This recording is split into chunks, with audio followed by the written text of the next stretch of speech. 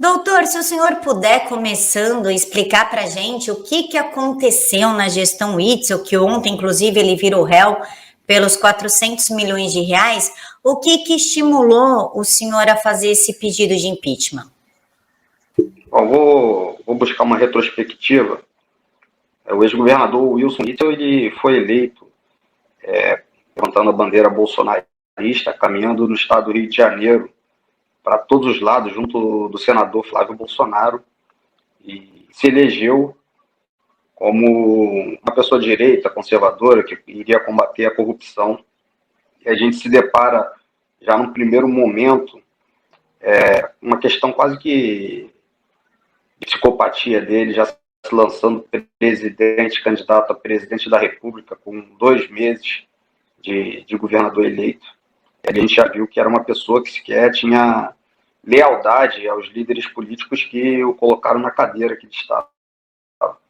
Ele era um desconhecido, e o fato de ser um juiz, um magistrado que já teria, que foi das Forças Armadas, que levantou as nossas bandeiras, os nossos valores, a gente já observou ali que a gente estava diante de uma pessoa que praticou uma fraude eleitoral, que sequer tinha lealdade às lideranças políticas. Mas até aí não haveria motivo para se cogitar um afastamento dele. Enfim, a gente vê alguns traços na personalidade dele de arrogância, de prepotência. Ao primeiro momento, imaginei que ele fosse uma pessoa que não tinha conhecimento do que era política, que a política se faz com diálogo. Chegou ao ponto, me recordo, em determinado momento, eu, como líder da bancada bolsonarista na Alerj, fui ter uma conversa com ele, tentar aproximar ele de uma base que o elegeu, e ali ele reafirmou o interesse de ser candidato a presidente, isso com muitos poucos meses de governo. E ao final eu falei, olha, é bem provável que a gente vá para oposição, não tem como caminhar dessa maneira, você fazendo uma linha de colisão com o presidente da República, com quem a gente ajudou a eleger, até porque ele já vinha dialogando com a esquerda ali naquele momento, com o centro, naquele momento. E aí eu me recordo que ele mandou não só para mim, mas para outros colegas deputados, uma foto dele com a toga de juiz, dizendo, não se esqueça de onde eu vim. É uma ameaça a um parlamentar naquele momento. Um traço de um autoritarismo quase que ditatorial. E eu vi que não teria jeito, né? Então foi uma questão de tempo para a gente pegar realmente aquilo que estava acontecendo em seu governo. Então, assim, a gente pôde observar inúmeros fatos de corrupção, as notícias chegavam para a gente e faltava mesmo a materialidade desses fatos. Até que em determinado ponto, em plena pandemia, no ápice da crise pandêmica, eu tenho a formação no direito, sou advogado publicista, tive a oportunidade de ser procurador de alguns municípios do estado do Rio de Janeiro e conhecia bem da matéria. E aí me deparei com os contratos emergenciais dos hospitais de campanha e me aprofundei nas planilhas desses contratos. E aí peguei verdadeiros absurdos. Imagine você, Camila, que os hospitais de campanha eram tendas cujos aluguéis dessas tendas custavam 240 milhões de reais. Não estou falando de aquisição das tendas, estou falando de se pagar 240 milhões de reais com aluguel de tendas. Determinado item desse contrato previa o custo de 25 milhões de reais com jardinagem. Até ontem na CPI, o ex-governador cita esse trecho, fazendo acusações contra mim, como se eu estivesse levantando fatos levianos. Não tem nada disso. São fatos que eu peguei e apontei dentro da planilha de custos, fora outras coisas que são mais gritantes, aquisição de respiradores que não foram entregues ao custo de 180 milhões de reais, e aí observe você que é uma empresa que não tinha em sua natureza nenhuma relação com a aquisição de equipamentos hospitalares, de um garoto de 19 anos recebendo uma quantia milionária para não entregar respiradores, enfim. Várias pessoas morreram no estado do Rio de Janeiro por conta do vírus, que é grave, mas certamente houve um aproveitamento muito grande dos recursos públicos. Uma equipe formada, uma quadrilha formada, verdadeiramente uma quadrilha. Nós denunciamos, abrimos o processo de impeachment e deu no que deu, né? O primeiro governador da República a ser cassado, enfim, com prisões dentro do governo a partir de denúncias de uma bancada bolsonarista. Posso nominar aqui todos os deputados que enfrentaram com muita coragem, porque naquele ponto ele era um homem de muitas relações e muito poder. Hoje não mais, né? Hoje virou um paria.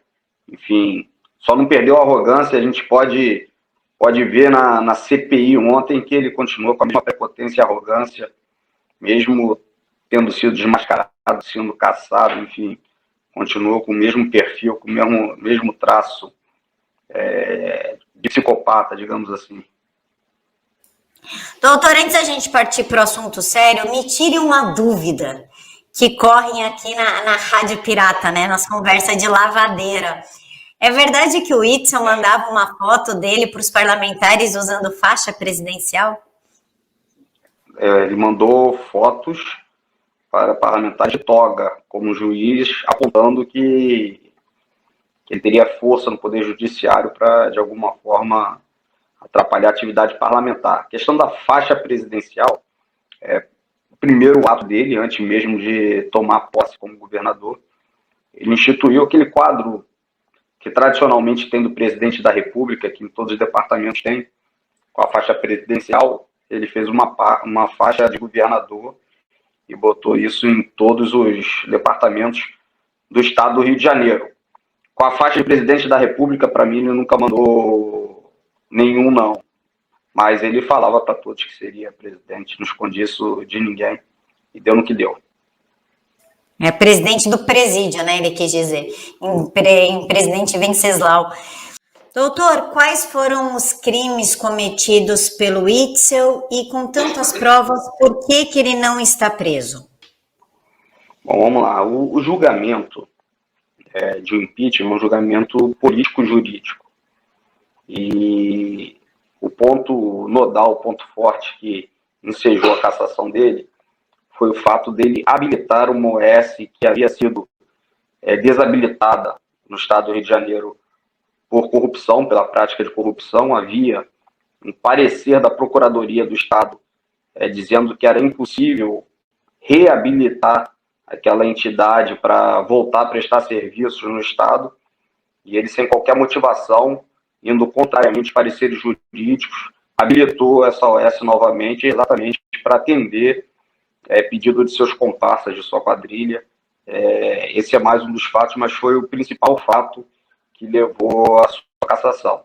Sem se cogitar tudo aquilo que eu narrei antes para você, em plena pandemia, o desvio dos recursos públicos, que ocasionou que muitas pessoas ficaram ricas com isso, e muitas pessoas também morreram pela falta de uma assistência médica. Falta de assistência realmente, porque esse dinheiro poderia ter sido empregado para assistência mínima hospitalar, o que não aconteceu no estado do Rio de Janeiro, exatamente pelos desvios. Imagine você que esses contratos milionários dos hospitais de campanha, nenhum hospital funcionou. Se entregou milhões de reais e nenhum hospital funcionou, e não se deixou nenhum legado para o estado do Rio de Janeiro, uma vez que esses recursos foram para empresas privadas, a títulos de aluguel e arrendamento. Nenhum equipamento ficou para o Estado, se gastou uma fortuna e nada sobrou para o Estado. O Estado teve que recompensar o seu combate à pandemia do zero. Não digo do zero porque o governo federal mandou muito dinheiro para o Estado do Rio de Janeiro, na verdade mandou dinheiro para todos os estados da República, e hoje a gente vive uma outra realidade. A gente consegue combater o vírus com abertura de leitos, com aumento de leitos, enfim, a gente consegue hoje pelo menos minimizar o tratamento das pessoas que estão infectadas.